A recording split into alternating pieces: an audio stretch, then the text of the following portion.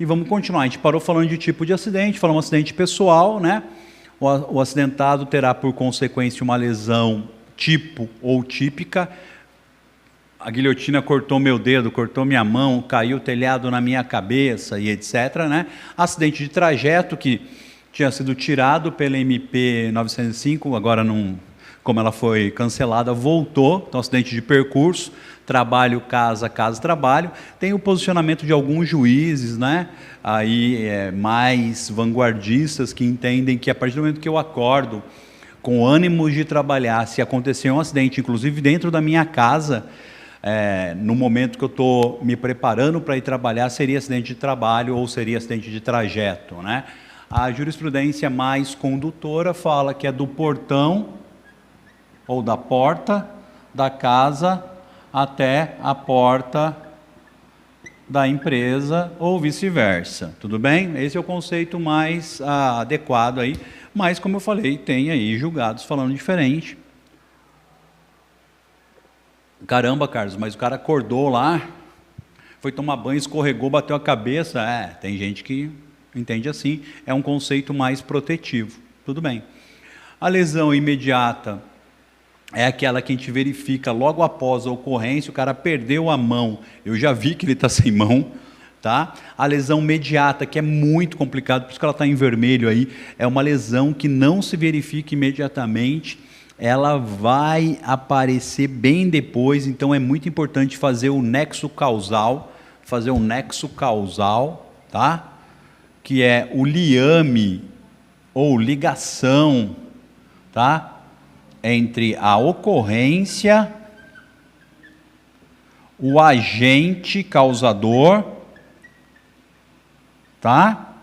E o segurado. Então você tem que fazer esse liame, essa ligação entre a ocorrência fática, o agente causador ou provocador e o segurado ou acidentado.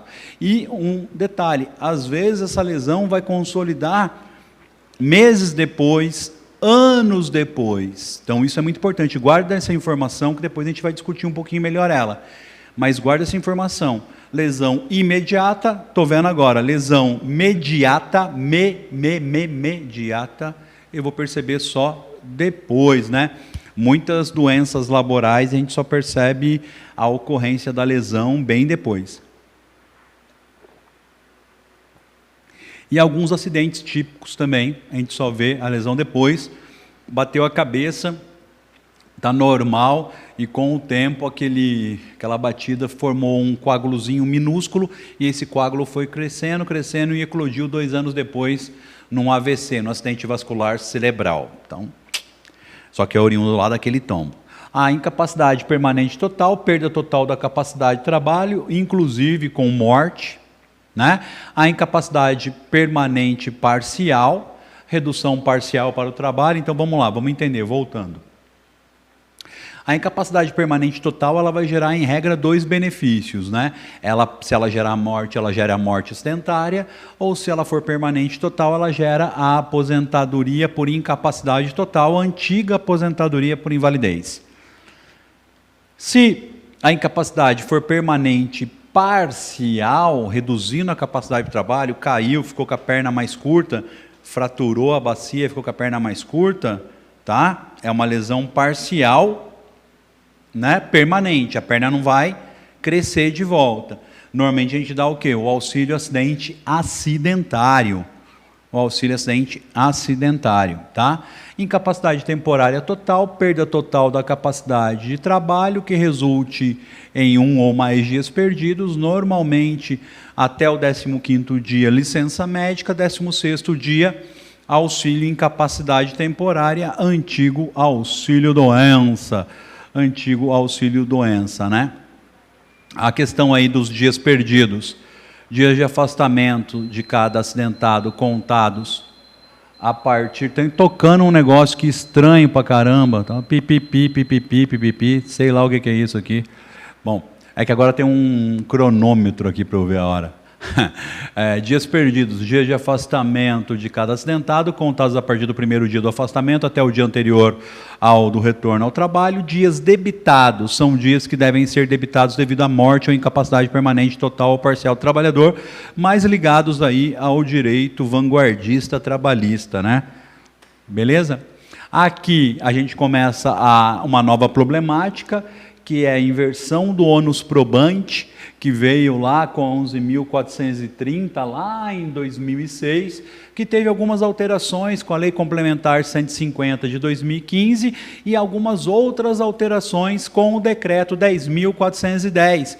Por sinal, galerinha, Decreto 10.410, né, altera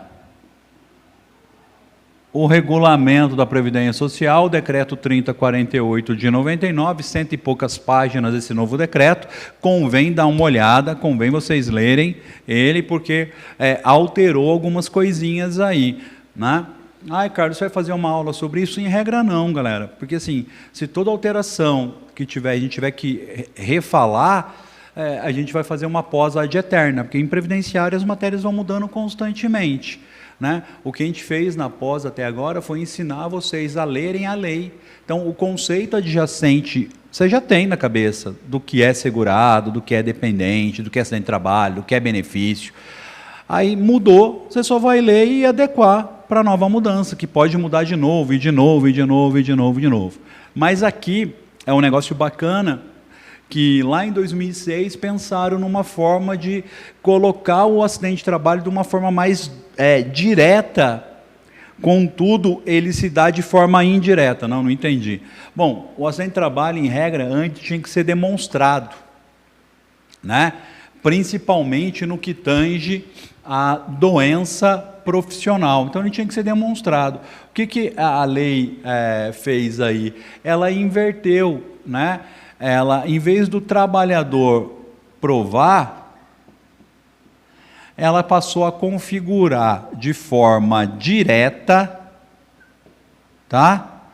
O acidente de trabalho na modalidade doença profissional de forma indireta, ou seja, ela começou a configurar de forma direta, de cara, tá? De forma indireta. Que forma indireta é essa? Quando tiver presente dois pressupostos, ela já vai falar que é acidente de trabalho.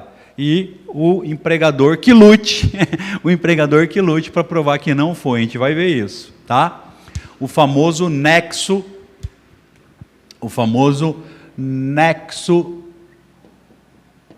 técnico, epidemiológico, previdenciário, o famoso NTEP,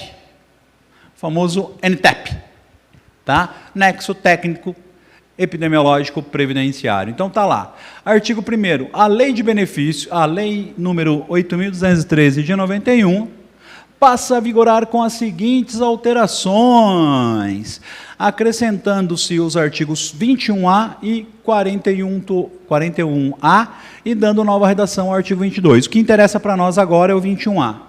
A perícia médica do Instituto Nacional do Seguro Social, INSS, considerará caracterizada a natureza acidentária da incapacidade, quando constatar a ocorrência de nexo técnico epidemiológico entre o trabalho e o agravo, decorrente da relação entre a atividade da empresa ou do empregado doméstico, aqui alterado pela Lei Complementar 150, né? Está ali em cima também. Antes não estava o doméstico, agora está. Pelo empregado doméstico e a entidade mórbida motivadora da incapacidade elencada na Classificação Internacional de Doenças, o CID-10, tá? Em conformidade com o que dispuser o regulamento. Que regulamento? O 3048 de 99, alterado pelo decreto 10.410. Caralho, Carlos, é coisa pra caramba. É um decreto que puxa outro decreto, uma lei que puxa outra. Mas faz parte do negócio. Então, leram aqui, nexo técnico epidemiológico, beleza, vamos ver como é que vai se dar isso aqui. Vem cá na lousa. Vamos na lousa. Agora tem uma câmera aqui também. Tem uma câmera aqui. O jurídico está ficando top. Tem uma câmera ali do lado que eu posso usar. Daniel colocou uma câmera. Eu nem sei se está funcionando. Eu estou falando para ela que ela está funcionando, Daniel, isso aqui? Quando eu falo aqui... Tá sim, Carlão. Aí sim, quando eu falo aqui, a galera tá vendo, então? Muito bom, aí dá para falar de pertinho. Bora lá. Então, vamos entender isso aqui. Bom, o novo caput, ele fala a perícia do INSS. Então, vamos entender o seguinte. A perícia do INSS, basicamente, não existe mais, tá, galera? Por quê? Porque agora a perícia é feita por perito federal, tá? Uma nova categoria que veio lá no ano de 2019 e agora veio grafada no decreto 10.410. Essa perícia vai olhar o CNAE e ela vai olhar o CID. Então vamos ler lá. A perícia do INSS considerará caracterizada a natureza acidentária da incapacidade quando constatar a ocorrência de NTEP entre trabalho e agravo, decorrente da relação entre a atividade da empresa, CNAE, tá? Ou do empregado doméstico, né? Ali é empregador, tá? Desculpa, não é empregado, é empregador doméstico, empregador doméstico, e entidade mórbida motivadora classificada no CID. Então, ela vai olhar o CNAE e o CID. Ela vai olhar o tipo de atividade da empresa e o CID do empregado e vai falar, ó, se o CNAE for esse e a atividade for essa, acidente de trabalho configurado. Entenderam? Então, ela vai olhar CNAE e CID. Então, por exemplo, banco, tá? Atividade bancária, pessoa é caixa de banco. Dando um exemplo, CID, LER. Acidente, trabalho, configurado. É tipo isso. A gente vai ver com mais devagar, mas é mais ou menos assim. Então, vai olhar o CNAE e vai olhar o CID e já vai falar que é acidente de trabalho. Não vai passar por perícia, é uma perícia indireta documental, onde o INSS, o programa de computador do INSS, vê o CID e vê a atividade e faz o quê? Cruzamento de dados. Cruzou o dado, acidente de trabalho. Cruzou o dado, acidente de trabalho. Beleza? Simples assim. Vamos entender. Parágrafo 1º. A perícia médica do INSS deixará de aplicar, ou seja, ela pode não aplicar o NTEP. Quando? Quando o disposto nesse artigo ficar terminalmente demonstrada a inexistência entre o nexo que trata o caput do artigo, ou seja, caberá à empresa fazer uma defesa para falar, ó, embora nós sejamos um banco, embora ele seja caixa de banco e tenha dado a LER, essa LER não é oriunda da atividade dele. Na verdade, essa LER vem porque ele faz tal coisa fora, essa LER já foi detectada lá atrás, ele já entrou com essa LER no banco, ela não foi agravada como os exames demonstram, e etc, etc, etc. Então, o que acontece? O INSS lança o benefício. Vamos entender como é que é a sequência aqui, ó. É assim, ó. Deixa eu apagar, vamos fazer um negócio bonitinho para você entender na sua cabeça, né? Porque senão não vai adiantar também. É assim, ó. Vamos lá.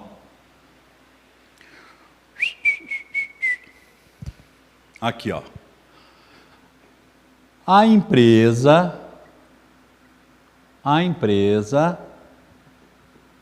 manda o trabalhador para o INSS, tá? Com quê?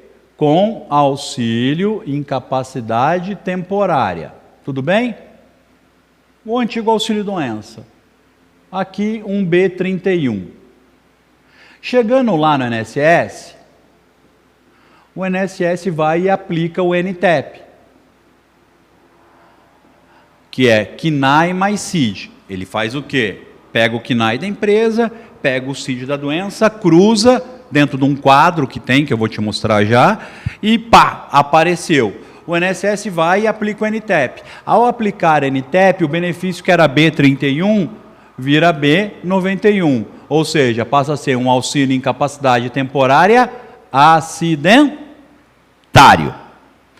A empresa mandou como previdenciário, passou pelo NTEP e foi transformado em benefício acidentário. Aqui é dado prazo para a empresa